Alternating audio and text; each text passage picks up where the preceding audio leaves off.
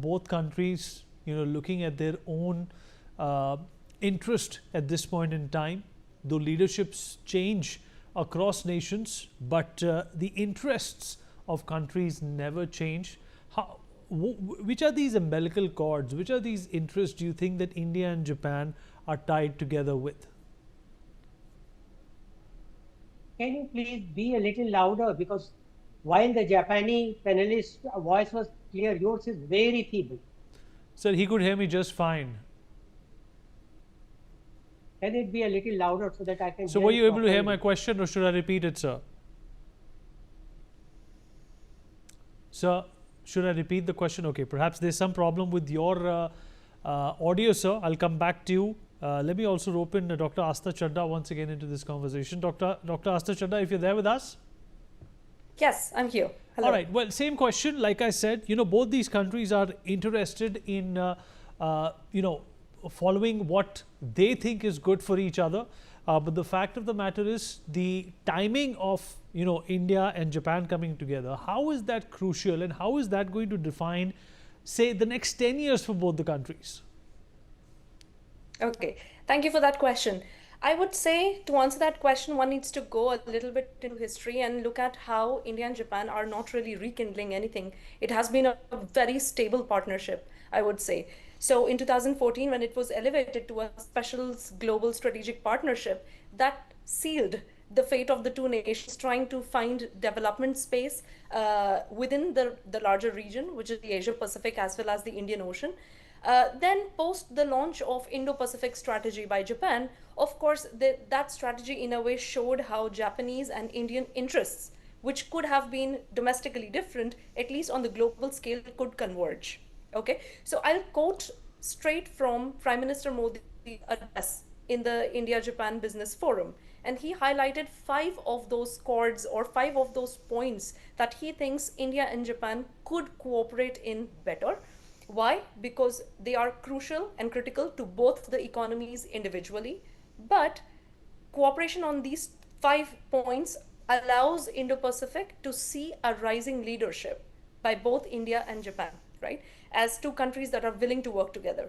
So here are the 5 ones. First, Prime Minister Modi mentioned, please come make in India, right? And make for the world. So what he's essentially saying is, move away from the traditional manufacturing hubs and make India as one of those nodes, right? As one of those key players in the larger global supply chain, so that India becomes very, very inherent into the global supply chains, plus also becomes very inevitable rising power, which is recognized around the world. How can Japan help in this? Japanese companies have been investing in India for quite some time now. We saw that trend start from Maruti Suzuki, and it has since then only continued. What I would say is it has, in a way, at some point, it slowed down. But once this Indo-Pacific strategy rhetoric kind of picked up, we had already seen a renewed interest in India, a renewed interest and recognition of India as a market by Japan. And hence, we saw that the bilateral partnership was only going up and up. Second, Prime Minister Modi mentioned technology is the cornerstone of this partnership, right? So when we say technology, my previous fellow panelist and my friend mentioned that Japan is far ahead when it comes to tech. That's true, but Japan needs market. Japan has the technology, but it needs somebody to sell it to, right? And so India is that market. India has the talent, India has the manpower, Japan has the technology, and together they again create a very good combination. Number 3, Prime Minister Modi mentioned green technology, green energy transition. If you look at Japan over the past few years, Japan has really picked up on this trend. Japan is, in a way, I would say, relatively far ahead when it comes to adopting greener technologies, green buildings, green infrastructure. India is picking up on it. Though we have had the commitment, we still need to pick up on it as a larger business community. So Prime Minister Modi was urging that things like green hydrogen or investment into nuclear power, solar power, clean energy, it needs more investment. So we are the hub. We again have a huge market. We need more investment. We need Make in India for that as well. 4, Prime Minister Modi mentioned that next generation infrastructure should come out of this whole logistics should come out of India as well. So what he's saying is he's pretty much switching Japanese tech excellence, Japanese climate and disaster resilient infrastructure together with India's needs and India's scale. Again, I mean, I must mention that this is nothing new. JICA has been doing a lot of infrastructure projects in India's northeast, precisely aimed at this climate change and making sure that we are climate change proofed in a way as the economy. But Prime Minister Modi is here to pitch that as a larger investment deal. So we must look at it beyond the Shinkansen project, beyond the super railway project, beyond just the northeast, to make India one of those rising powers that emerges as an active investor in the neighborhood as well. And lastly, Prime Minister Modi mentioned skilled workforce.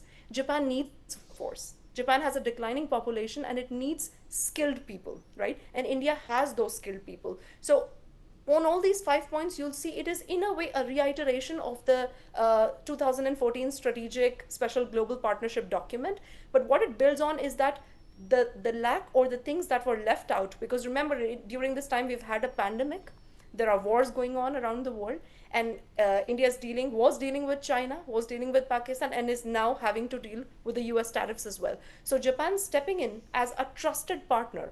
I'm not just calling it a like-minded partner. A lot of countries can be like-minded, right? We're talking about a partner that is committed to this relationship, and Japan emerges as one such exemplary partner for India. So I think those 5 points, both countries have both domestic interests and also regional and global interests. Thank you.